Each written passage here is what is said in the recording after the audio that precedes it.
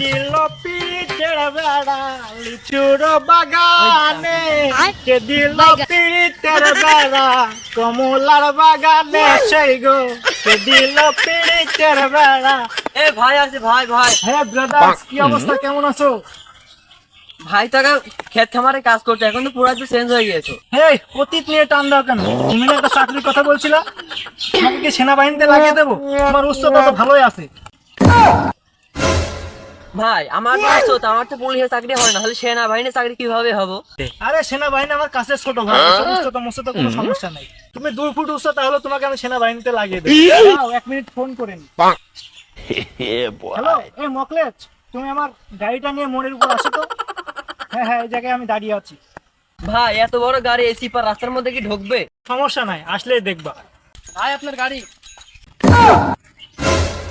ভাই আপনি কি এই গাড়ি চালাতে পারবেন? সমস্যা নাই, এই গাড়ি চালালে আমার অভ্যাস।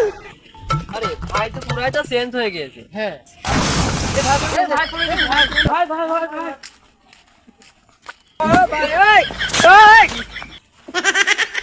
ভাই কিভাবে বলেন ভাই, কিভাবে বলেন? না মানে এটা গ্রামের রাস্তা তো ঠিক আছে, আমি শহরের রাস্তায় আমি রেস করি, ঠিক আছে, সমস্যা নাই। তোমরা এই মকলেশ, তুমি সাইকেলটা উঠায় নিয়ে গ্যারেজে নিয়ে আসো, ঠিক আছে? গেলাম।